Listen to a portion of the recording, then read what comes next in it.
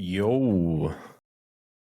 Hey, what's up, everybody? Welcome to Hacking Health Podcast. I'm your host, Ben Canning, with Dave Kennedy.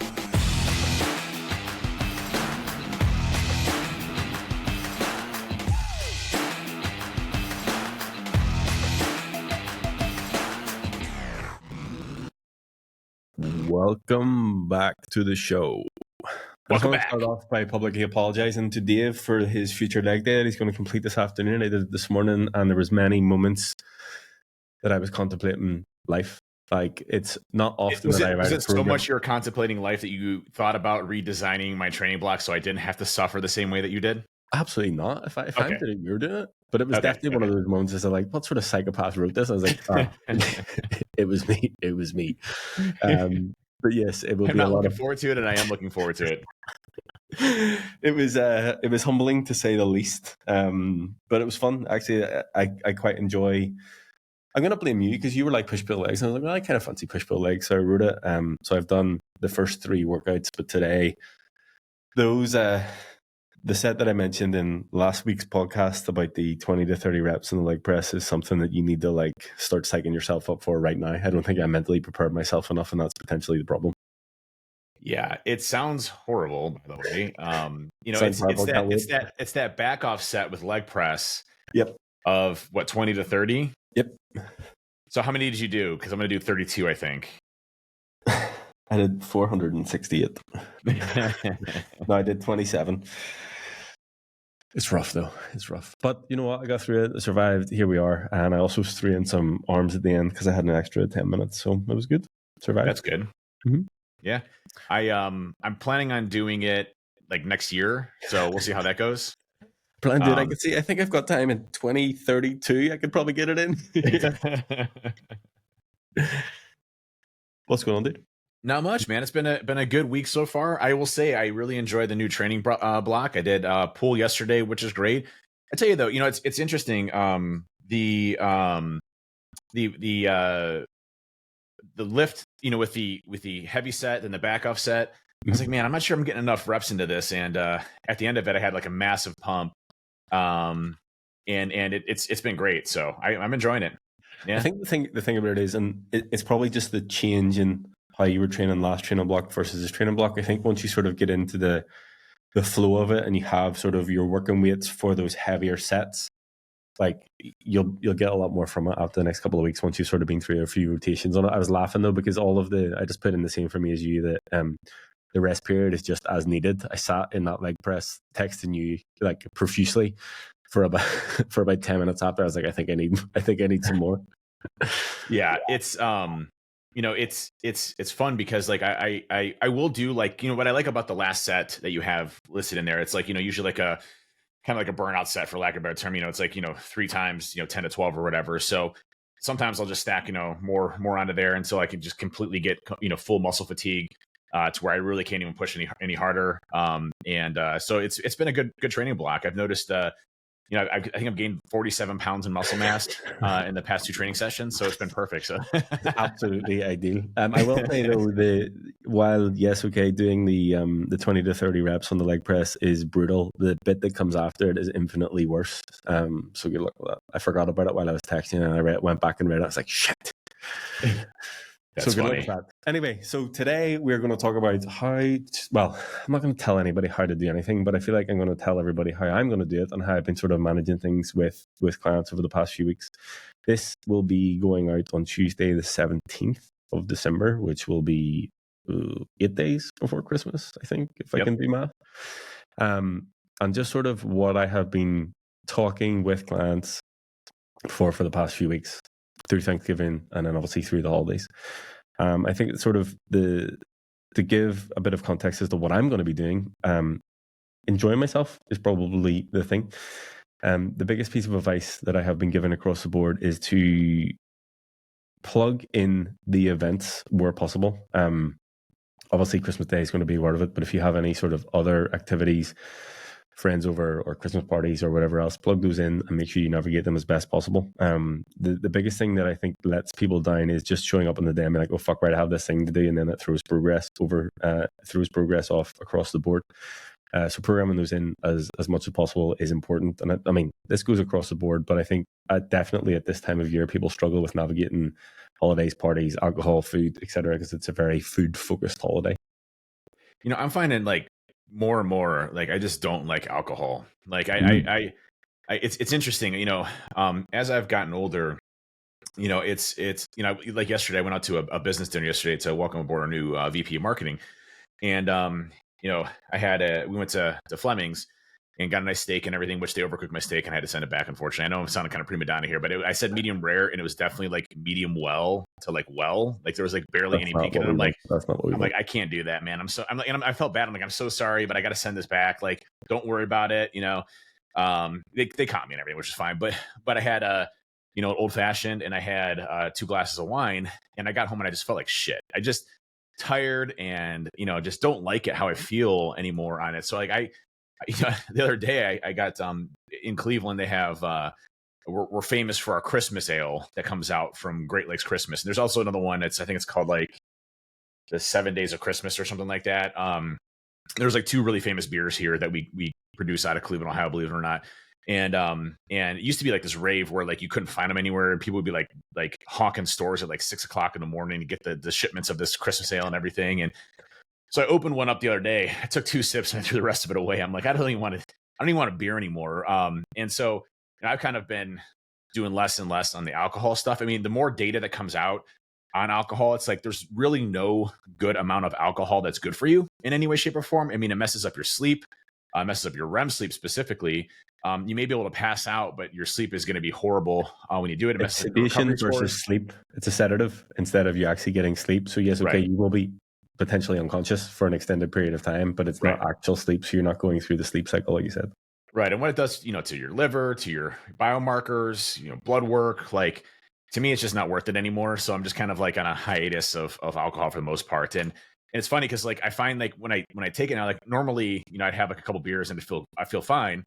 But now it's just like I get tired. I'm just like, I'm done. I don't even need to deal with this anymore. So, but it's similar because I think, I don't know if we've spoken about this, but obviously Matt Savant was here a few weeks back, and Matt's not really a big drinker, and like I just sort of mirror what he's doing. But for whatever reason, he absolutely sent it that night at the event, and we were drinking pints of Guinness and we were having margaritas, and everybody had a great time.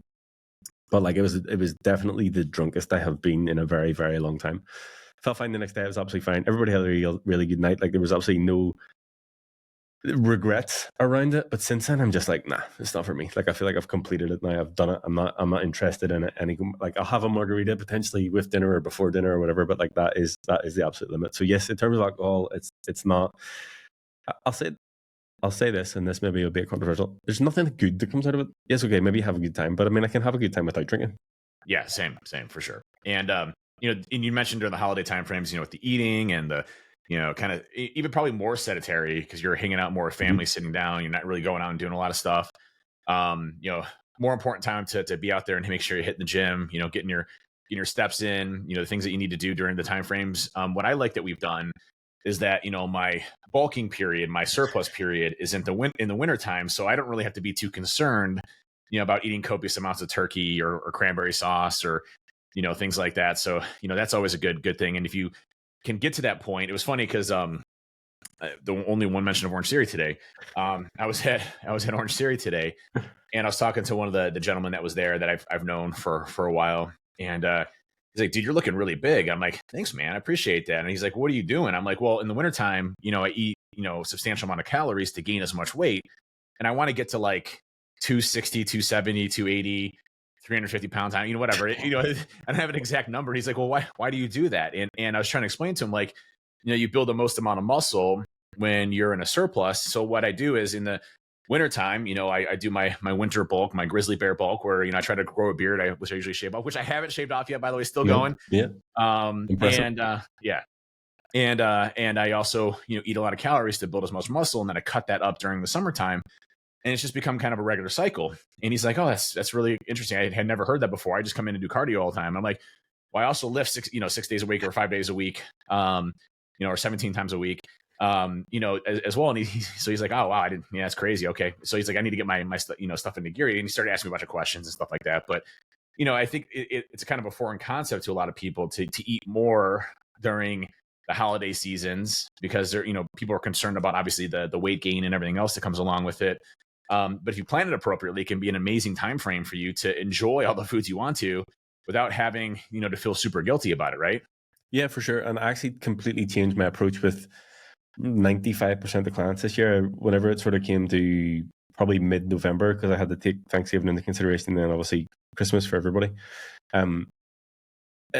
Anytime that I had a catch-up call or whatever, I sort of set expectations more than anything else. And I think, understanding that regardless of who you are and what's going on, there will be excess calories consumed across the holidays. You can't avoid it. There's parties, there's food everywhere and whatever. And the way that I framed it for the majority of people was like, look, let's just take calories up slightly and have that as okay, right, this is what we're going to do for the next 6 weeks, 4 weeks, 3 weeks, whatever it is. And focus on performance. So go through a performance phase rather than going, we're in a deficit, we're in a surplus. It's like we're focused on performance. So you're going to have additional fuel. Your workouts are going to feel great. Okay, maybe you're not eating the most ideal foods all of the time, but if you have those excess calories, putting them to good use, in your workouts is going to be obviously more beneficial. And just saying, like, if we can get through the months at the end of November, the end of November, December, and moving into the new year, and sort of be in and around the same sort of markers with metrics, but we've seen improvements in terms of the gym, and you're sort of feeling good within that, and that's been the focus. That's a huge win, because I think people approach it in terms of like they just hit the fuck it button whenever it comes to the end of November and December, where it just becomes a complete shit show and they're not really going in and planning things. Whereas if the plan is, okay, we're going to consume, maybe an additional 200 calories per day, 300 calories per day, depending on what it is and who you are, but we're going to utilize those in our workouts, and that's actually the plan. It's worked a lot better because everyone's like, well, this is the plan. This is, the way it's laid out, and this is what I'm going to do. And then once we get into the new year, whenever there's less distractions and less going on, if the goal is to move back into deficit, we move back into deficit. If not, the goal is to continue in a surplus or whatever, we'll build back up from that. But it's been really, really beneficial this year across the board, and everybody's PBs, PRs in the gym, they're feeling good, they're feeling strong. And I think it's just the perspective shift and the mindset that they have of, okay, right, well, this is actually part of the plan. It's been much easier instead of thinking, oh, well, I went over my calories this week because I had 2 Christmas dinners and a party, and then my brother was home, and then all this shit happened. It's like it was all taken into account before we even moved into the holiday time frame. Yeah, and I want to emphasize a thing that you hit on in there, right? With people PRing because of the extra calories, right? What most folks don't realize is that when you eat more calories than you consume, your body has an overload of energy, right? And if that energy isn't used, then obviously it's stored for fat. So there's ways of tricking your body, and you'll hear people say, I think it's the term's called like refeeding, things like that. But you can, like if you're in a kind of a deficit type of phase and you're hitting kind of a plateau, you can increase calories for a short period of time to kind of give your body a new baseline of those calories, and then drop back down again, and you kind of break through those plateaus. And what happens when you eat, a surplus of calories is, your body then is like, hey, I got tons of fuel here. Let's go all out, buddy. Let's figure out what we can do. Let's hunt some more food. Let's go, give you more energy to task, what you can do for your family and for your household and for your community. Your brain, obviously being one of your largest energy consumers. So, eating more food equates to more energy in the gym and for things that you do. But if you eat more calories and you're just sitting down and you're not doing anything, well, then that directly goes to your fat stores, right? And so you can leverage this time period as, kind of a quasi bulk cycle, for lack of a better term, where you can literally put on more muscle mass and break through a lot of plateaus that you might have been having. And then when you shift back down again, your body's like, oh, I have less calories. Okay, but you have still created that baseline level of muscle and muscle memory for being able to hit those PRs and stay consistent with those PRs without really dropping or losing it. And I think what most people really try to do is this game of calories is such a delicate balance, because if you drop too low, you have way too less amount of energy to produce. And if you're not getting enough protein, then it starts to consume your muscle. So you have to be really careful on how many calories that you're really reducing. You don't want to reduce too much, because one, you're going to feel like shit. Two, you're going to drop muscle mass, and that's not what you want to accomplish. You want to keep muscle mass on as much as possible. And we're going to do a podcast on Ozempic and GLP-1 agonists here in the future to talk about kind of the problems with that, and specifically around the drop around muscle mass that's occurring with those GLP-1 agonist. So, it's one of those things where everything's a balance in a lot of different ways. And if you understand how your body works, you can really play with those numbers and maximize capacity. And one of my buddies from the Marines was here a week ago or 2 weeks ago for Thanksgiving. And he was like, man, he's like, I just eat once a day. And I'm like, okay, well, why? And he's like, I don't know. He's like, I'm just not hungry at all ever. And I just eat once a day at night. And I'm like, okay, well, I mean, what are your energy levels like throughout the day? He's like, pretty low. I'm like, okay. I'm like, when you work out, how do you feel? He's like, pretty tired.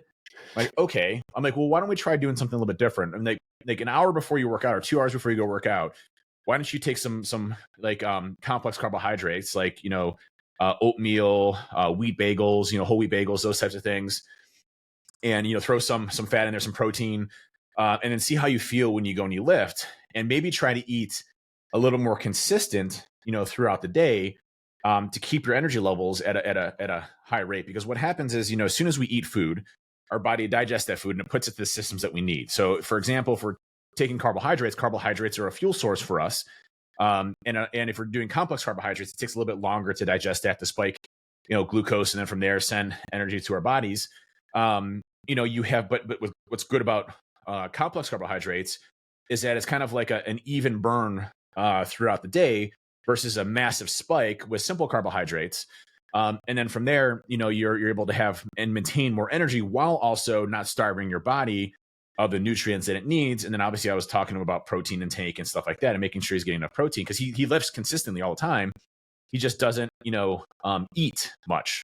And so I'm like, well, he's like, I want to get bigger on the shoulders. I want to do this and this. I'm like, that's cool. You need to eat though. And he's like, okay. So he messaged me last week. He's like, man, he's like, just by adding in a little bit of extra carbohydrates throughout the day and some more protein, he's like, I feel great. My muscles feel fuller, and I'm able to do more things. I'm like, there you go, man. And, that's why you see a lot of like, powerlifters or bodybuilders. A lot of times they'll take simple carbs before they work out if they haven't eaten before, because they want that immediate energy for while they're producing. And what happens is, so when for me, I eat Gushers. Gushers were like my favorite candy as a kid. They're gummy bears, they're filled with like, just pure sugar, basically. It's very tasty. And I take two of them. I take 2 packets of those, and I eat them like 10, 20 minutes before I go and I work out, on top of like my intro workout, which is usually just BCAAs and creatine.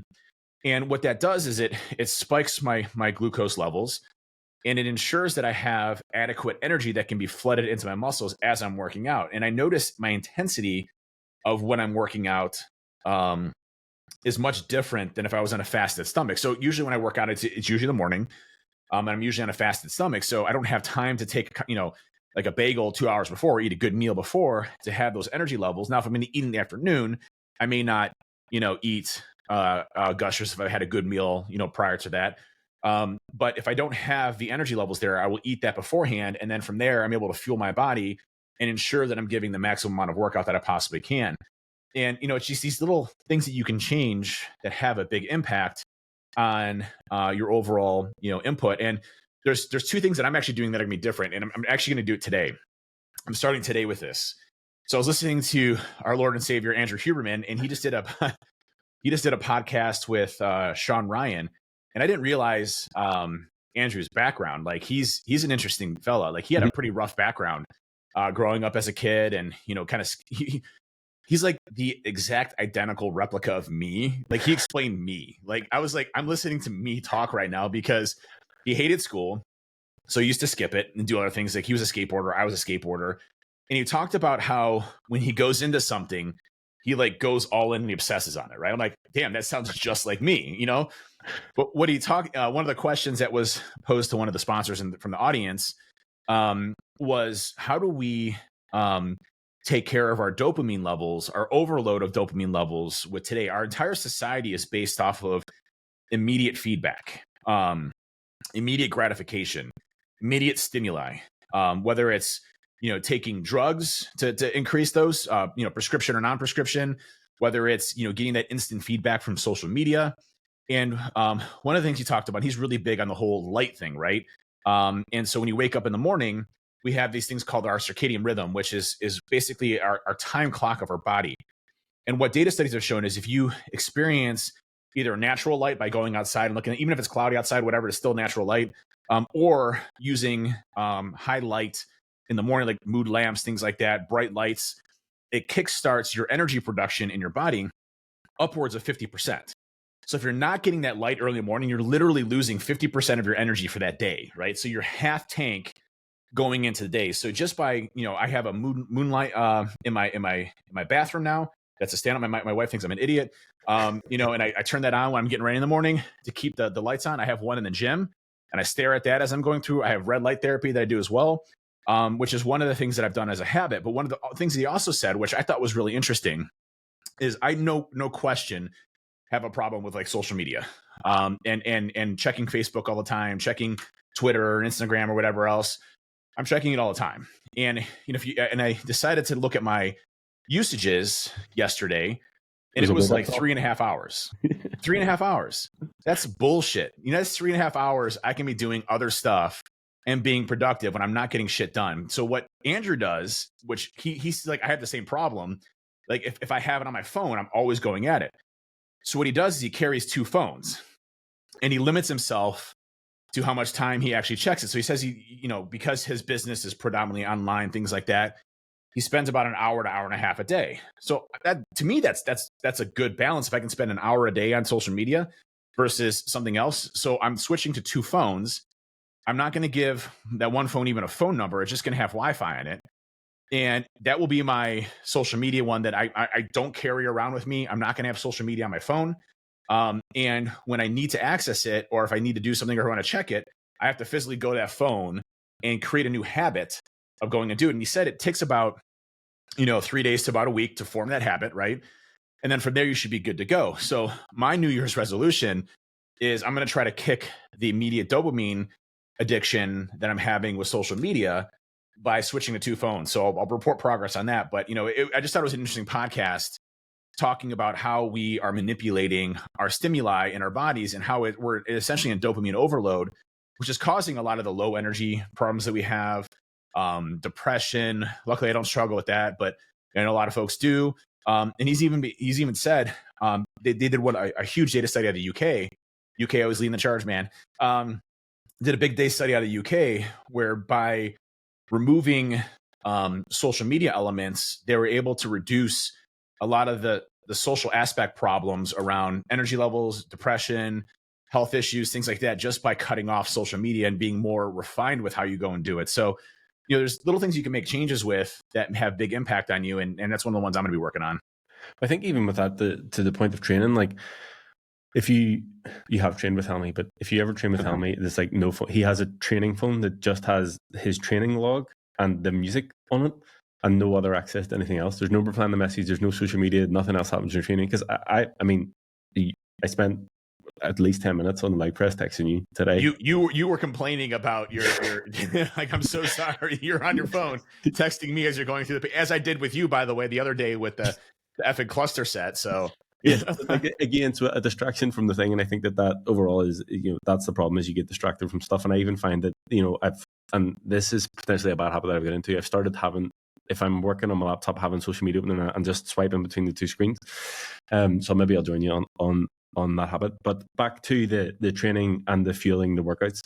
I think the biggest thing is, yes, if you go into the holidays with the mindset of, okay, I'm going to have an increased amount of calories, that's absolutely fine. But you need to make sure that you're staying at least in line with your regular habits around training, if not more. So if you can get out, if you're off work and you can get out and you can spend more time outside, go for a walk, spend more time in the gym, even just do your basic sessions, but make sure you're utilizing those calories as much as possible. Because as you said, yes, okay, it's more fuel, it's more energy to burn. But if you're not burning it, then that is whenever the problem lies, and it just turns into unwanted body fat. So it's making sure that you're staying in line with those habits, making sure you're getting in, making sure you go in with a plan of like, what, I'm actually going to fucking send it in these workouts. And I know this from just increasing calories across the board, but I know not everybody has been through that cycle of being in a deficit and being in a surplus. But I enjoy the feeling of, it's funny actually, because I was talking to Jen, and you'll relate to this, because whenever you get into the depths of being in a surplus, you don't necessarily feel your best. Abs start to disappear. You don't feel as light. You don't feel as sort of light on your feet. So it can get quite difficult. And it's like, yes, okay, you can attach yourself to that 30 seconds whenever you're hyping yourself up after you've just hit a PR in the gym.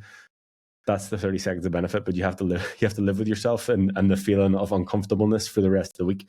So trying to attach yourself to that as much as possible whenever it comes to the workouts and utilizing the calories as much as possible. And then, as you said, moving into, bringing them back down or moving them back into a deficit at the end of the year. And I find sometimes, not even just around the holiday timeframes, if, and you and I have experienced this as well, if you're moving from being in a deficit to being a surplus and you go through that sort of maintenance phase in between times, there is still a potential in that time, because calories increase and because output and intensity increase, you can still drop weight within that time because you're playing, like, you're manipulating that balance of calories again. So it doesn't need to be like completely one end of the spectrum where you're like going from 1,800 calories to 3,800 calories. It can be just a case of a slight increase, navigating it, and then making sure you're utilizing the calories as much as possible in the gym.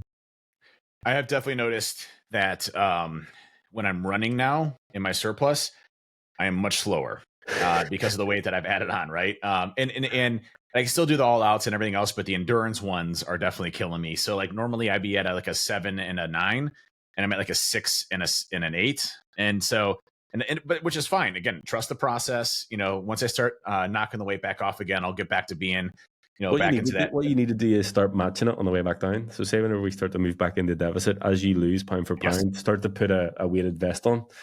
So you can go to that class that will not name, but say you've lost 10 pounds, 10 pound weighted vest. So then whenever you start putting it back on, there'll be no... People are going to be like, you look like an idiot running at...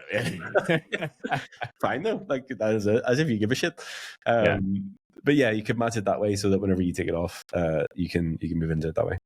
Yep, I know, I agree, and it's not that I'm obviously stronger. I mean, all my lifts are at an all-time high. I feel great in the gym. I recover faster, which again is another perk of being in a surplus. Recovery, how you rebuild your muscles, how fast you're able to recover is much faster. So I'm less sore as I'm going to the gym. And knock on wood, I have been injury-free for a very, very long time, which is a huge accomplishment if lifting and things like that. I really feel like I'm in the point of my life where it would be very difficult for me to injure something based on how I do my workouts, the techniques and the form that I use them.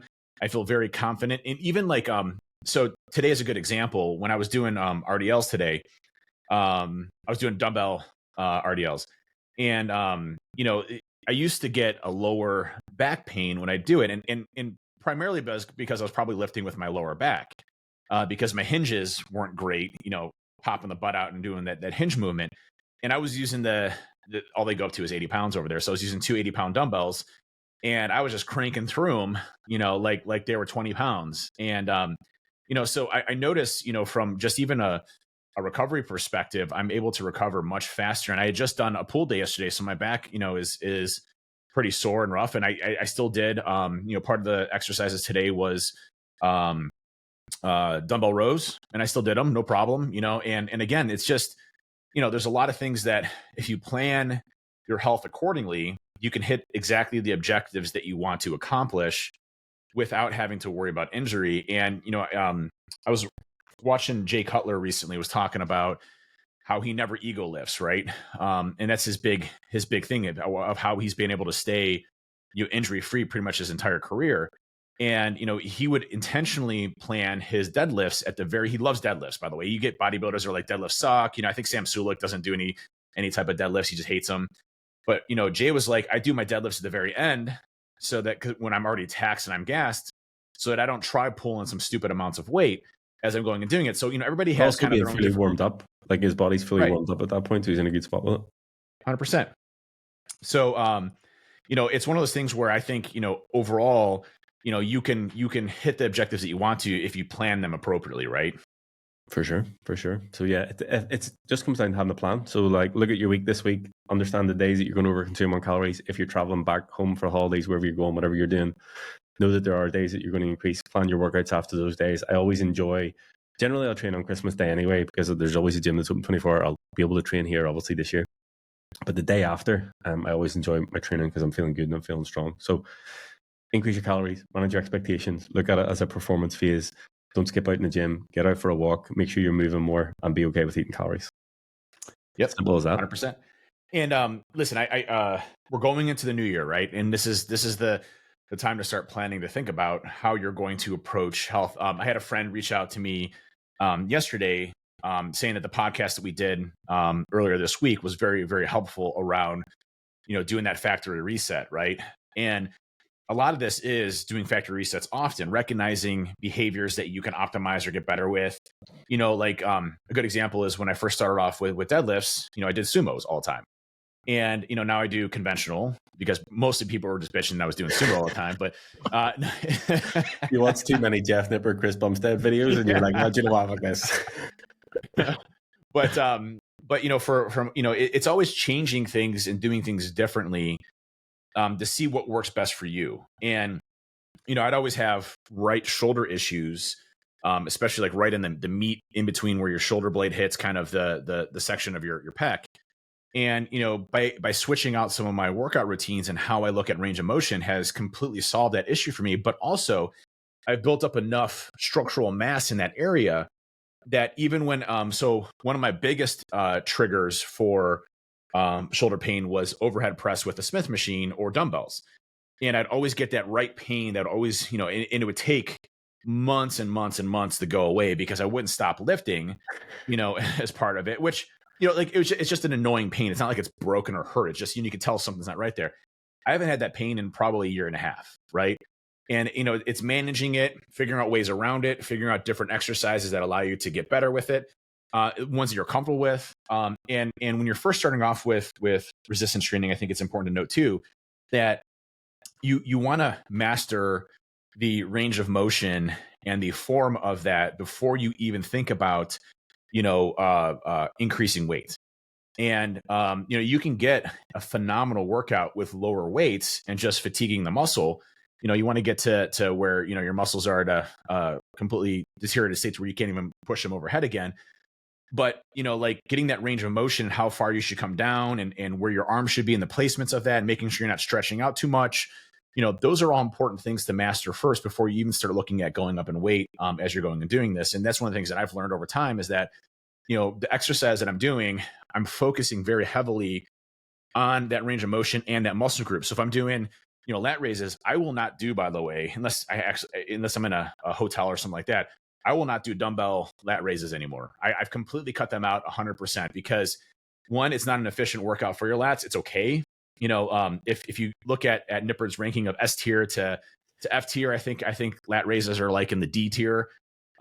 Because, when you're coming up in a lat raise, your most amount of tension is going to be up here. And then when you're coming down, you have the least amount of tension. So you're basically allowing your muscle to relax. And the lowest part of the exercise where your arms are down more towards your side are going to be where you have the least amount of resistance or tension. So by just switching that out with either, a lat raise machine that keeps constant tension, more like a cable type of thing, or switching to like a cuffed, lat raise that keeps continual tension over your lat, over your delts as you're moving up. Those are the things that will, maximize your growth, but also doesn't require a lot of weight to get those. And what I thought was really interesting, I was looking at, was it Dr. Mike? He's always crazy. He's freaking crazy. But he was talking about how he hates overhead shoulder press because it really is just working your front delt, which gets a lot of engagement on bench press. So when you're doing incline bench press, chest presses, anything chest related, you're hitting that front delt regardless, right? So that front delt gets a ton of workout already. And that overhead shoulder press really isn't working what you want to get from a 3D looking shoulder. And so he's like, on my shoulder days, I don't do overhead shoulder presses. I just focus on, lat raises, cable raises, and hitting that side delt the most, and obviously rear delt, as you're trying to build kind of that 3D, shoulder look. So there are things that you probably think of as being like a staple exercise that you may change over time that you learn as you go along, or as you read more, or as you do more things that allow you to kind of get to where you want to go. For sure. And I think the lateral raise conversation, definitely if you can do it with a cable or something that you can keep continuous tension on I would avoid, especially if you have any issues with shoulders, there's no point in pushing anything over your head. And I think, whenever we first started, it's funny because you you were the first one, I think, to tell me this, by the way, which is you don't like doing overhead shoulder presses because one, it jacks up your shoulder because you have shoulder issues. For about 2 years, I didn't do anything overhead press, and I think I was training with you one time, and you were doing something. I was like, all right, fuck it, I'll give it a go. And the funny thing about it was, like, I'd been doing a lot of raises, and it wasn't that I wasn't training my shoulder, but just not in that specific movement. For 2 years, I didn't do anything overhead because it was giving me shit with my shoulder.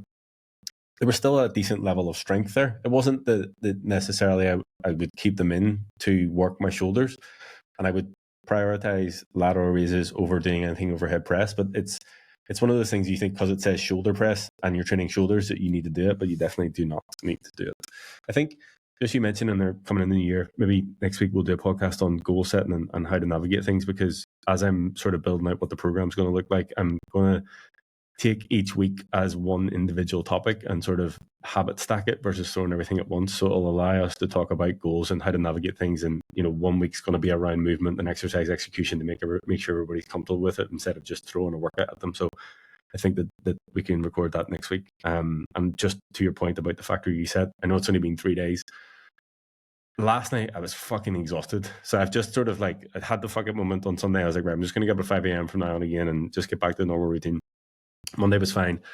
Yesterday was Tuesday. I was absolutely exhausted last night. And then I woke up this morning, I was like, fine. And that was it, back to normal. And I have, like I said to you before we hit record, I've been as productive as I had been at any other stage. So even just making that conscious decision to get back to your normal habits and routines it's helped me over the past couple of days, and I feel good again. Yeah, I may actually try to start getting up a little bit earlier. I go to bed usually around 10 o'clock and I usually sleep till like 7, which is, around 9 hours. I don't necessarily know if I need that. Now my recovery scores are phenomenal. Like I showed you the text message of my HRV, my resting heart rate, everything else. It's the best it's ever been. I'm wondering if I can shave an hour off of that and still maintain those benchmarks and get up just a smidge earlier to be a little bit more productive. An extra hour in the day can be fantastic, right? So I'm going to try to get up at 6 o'clock in the mornings, not 5 o'clock. That's too early. That's ridiculous. But 6 o'clock is a good time frame for me where, and here's the thing, I find myself rushing in the morning because if I get up at 7, I got to do my testosterone injections. I got to, do my morning supplement routine. Then I have to, take my pre-workout. Then I have to take my gushers. And then by the time I'm, in the gym, it's already been like 45 minutes. Yeah. And I'm always rushed to get in there with, and not necessarily leaving enough time for me what I need to do. So if I can get up an hour earlier, relax, get things in a more methodical state, get some stuff done, before I go and work out, I think I'll be in a better spot. So I'm also going to try to, shave an hour off and see how that works. I'll report back on how that's going. Cool. I mean, you've been hitting some serious sleep scores, so I can't argue with it. So I don't know. I'll tell you, I used to struggle with sleep, especially, I remember we had this discussion, there's some crazy people out there. It's a very small percentage of population that only needs 5 or 6 hours of sleep. It's a specific mutation in DNA. They've actually been able to identify the specific DNA structure that allows people to only sleep 5 hours a day. And it's crazy because if you add that up over time, you're actually saving 10 years of sleep, which is crazy, right? I'm like, damn it, why didn't I get that gene? I definitely don't have that gene. Can I buy it on the black market? Can I buy a supplement that modifies my DNA?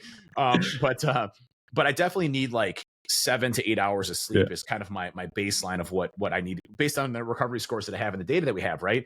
And so, recognizing that, I wonder what my exact sweet spot is. Is it 6.5 hours? Is it 7? Is it 7.5? Is it 8? And taking a look at that. So it'll be good exercise to run through my stats if I shave an hour off and see how my scores do, noting that I'm not changing anything else in the same time. You really, when you're taking these baselines, you have to be real specific off of not introducing other things that may throw that off as well. So for example, alcohol throws all your sleep metrics off, right? Yeah. So I need to take a look at that and say, well, okay, I'm not going to drink during this period of time as well, which is fine. I'm not doing that anyway. Caffeine intake later at night, I'm not going to do that, So, take a look and do the exact regimens that I'm doing today and incorporate 1 hour less of sleep. And maybe if they all stay the same, maybe I'll shave an hour and a half off and find where that's at and see if my benchmarks stay there. So trying to optimize my sleep and my time and everything else, I think it's a good exercise to go through. For sure. And just again, in the continued experiment of everything that we're doing here. Life. Yeah. Right. Tune in next week. We'll talk about goal setting for 2025 and what I've got planned and how you can sort of set yourself up for success longer term. Thanks, everybody. Appreciate it. Tune in to us again next week, as Bennett said, and appreciate everybody listening to us, all of our listeners out there. And we'll catch you again next week, same time, same place. See you next week.